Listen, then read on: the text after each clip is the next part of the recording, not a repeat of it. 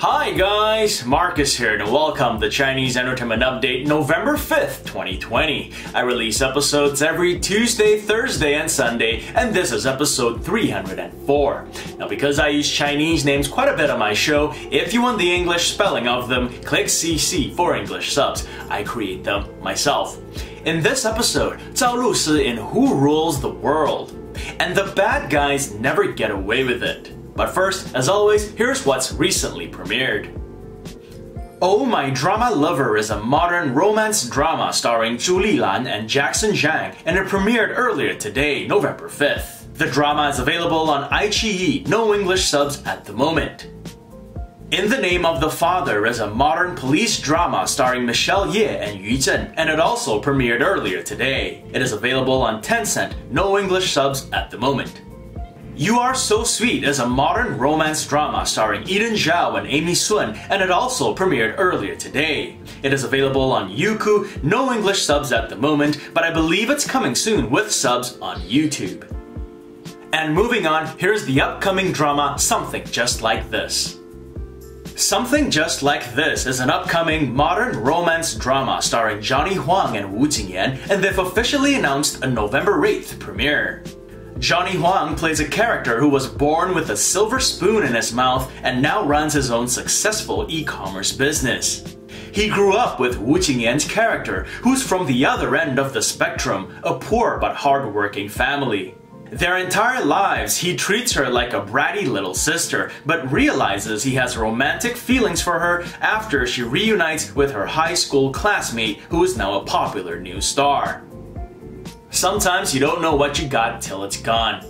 Anyway, I feel like both stars have been extremely busy since their breakout drama roles. Johnny Huang in Moonshine and Valentine, and Wu Jingyan in The Story of Yanxi Palace. Every time I read about them, they're either at a booting ceremony or busy filming something. And that's great really. As an actor, one can only hope to consistently have something lined up.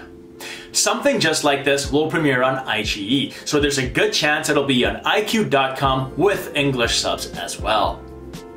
And moving on, here's Zhao Lusi and her latest drama. Tencent officially announces Zhao Lusi as the female lead in Who Rules the World.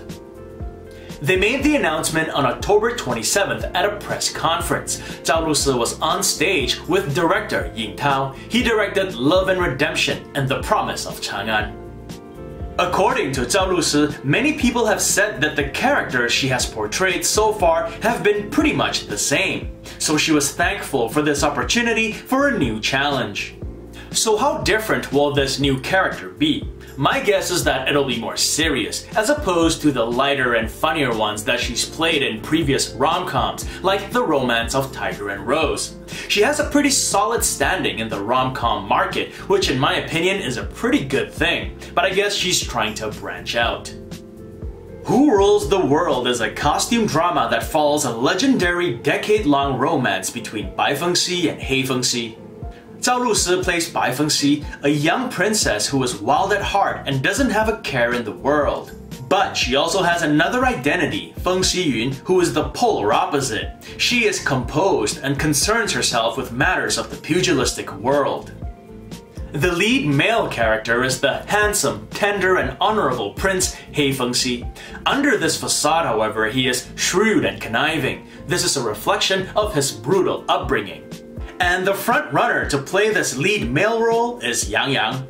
It's just a rumor at this point, albeit a strong one, and if it materializes, I think it would be a huge draw for the drama.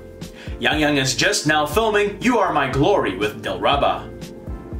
So a couple of characters with hidden identities. According to the novel, the two characters get into a political marriage, but are suspicious of each other because they're from opposing kingdoms. I'll give more updates on this drama as they provide them. And speaking of The Romance of Tiger and Rose, they've officially announced a sequel.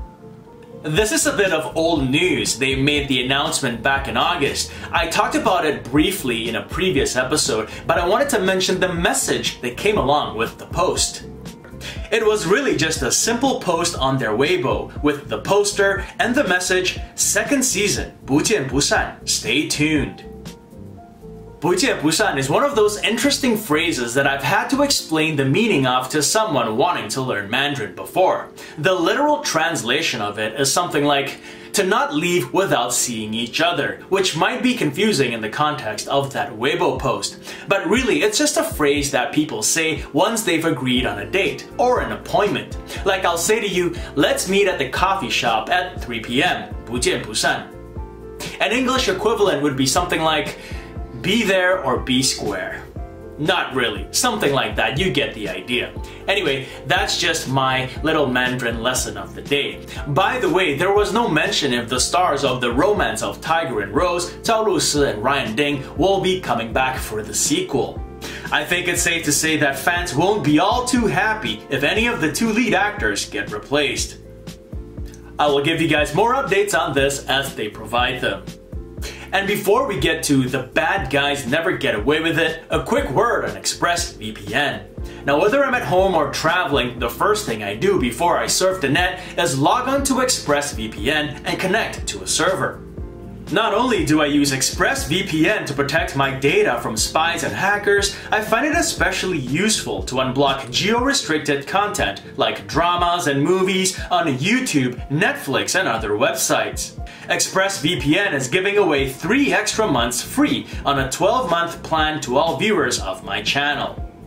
All you have to do is use the link in the description below, expressvpn.com/MarcusSin.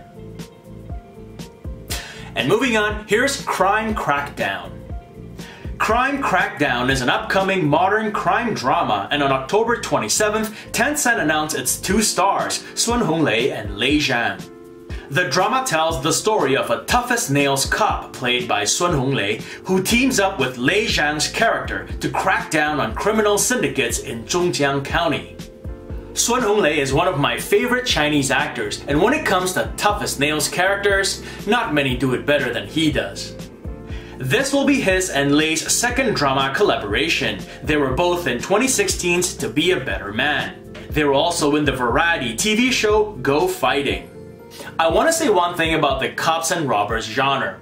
Generally speaking, it's one of my favorites. However, in China, it's kind of been tainted for me because of the censorship regulation, which, as you guys know, like to dictate the way movies and dramas should be, and in my opinion, that crushes creativity.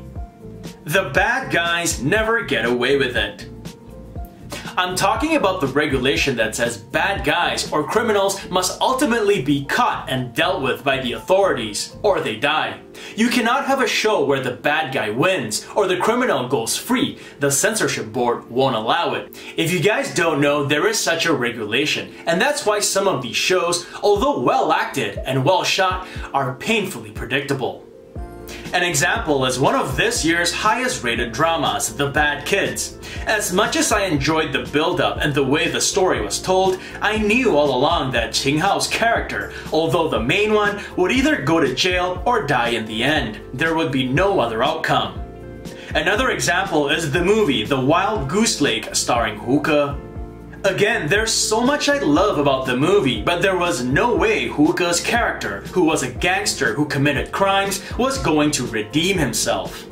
We're never gonna get anything from China like John Wick, who goes on a killing spree and lives to do 2 sequels.